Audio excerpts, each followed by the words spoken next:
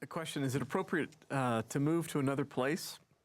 In other words, to change churches, to be part of a body of believers that shares your heart and your pursuit of the Lord? And I imagine if so, when? And, that's so hard. Question. Yeah. Yeah, that's just a couple hard minutes. I'm like, just give you lob that softball to you.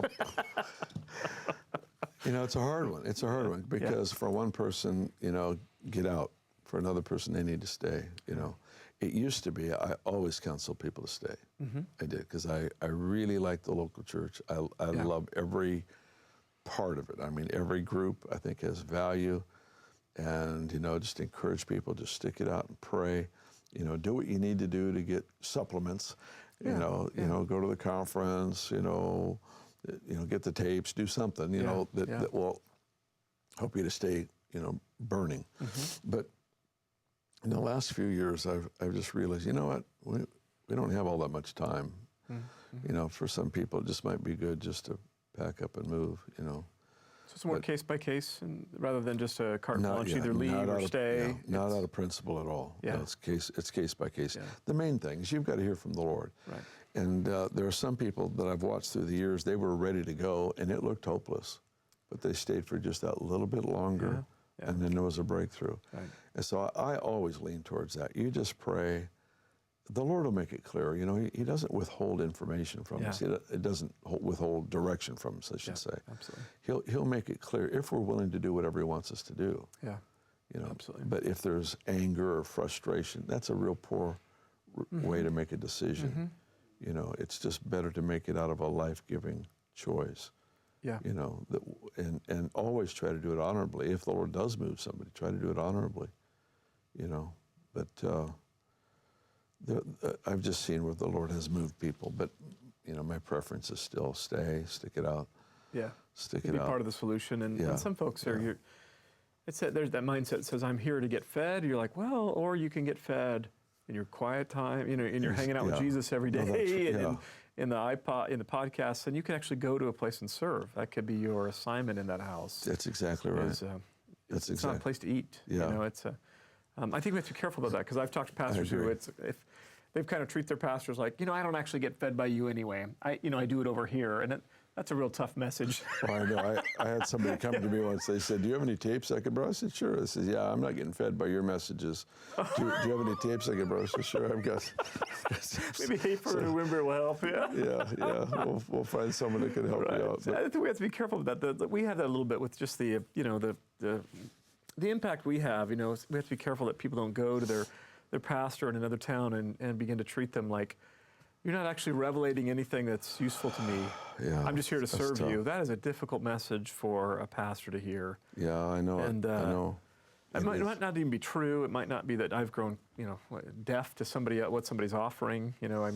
I've grown thankless for what they have in their ministry. Any number of things could be going on, but I probably would say just don't send that weird message to your pastor. That's painful. It's devastating for them. Absolutely. It's just absolutely arrogant. Yeah.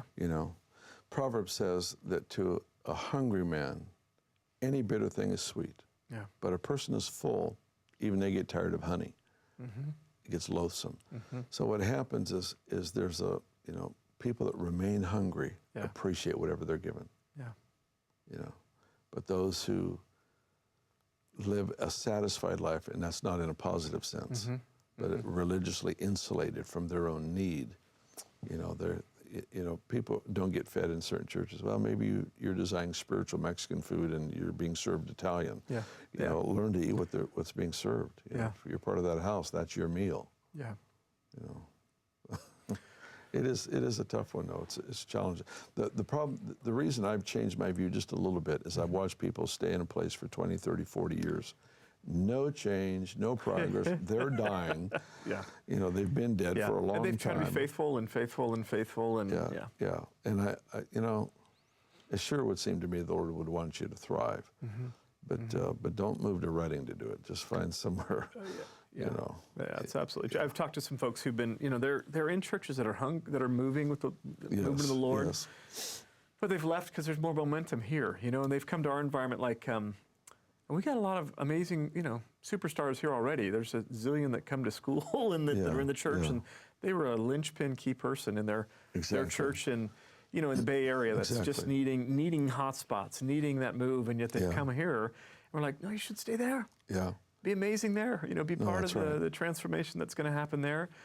That's hard for folks to do sometimes. They want to come and be part of a momentum. I'm like, I don't know if that's what the Lord's always telling you to do. No, I agree completely. I just, it's really wonderful that anyone would want to come here. I mean, that's an honor. And when they do, I celebrate it and welcome them and hope that they get all and more, what they're hungry for.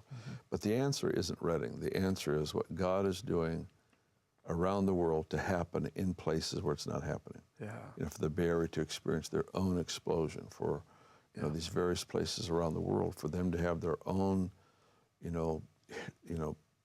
place where that just gets shaken, that is able to host the presence in such a way that it changes the climate in their region. And the shift has to go from, Toronto or Reading or wherever, to what God is doing on the earth, and learning how to host that somewhere. It's really easy to join something that has 30 years momentum. It's what's happening in the world right now won't take somebody else 30 years to get this momentum. Yeah. It may take a few. Yeah. There's a 100-year revival going on. Exactly. Yeah, exactly. That's been accelerating for 100 years. No, that's exactly right. I'm referring to the group that have worked together, just developing the specific things that we live and practice.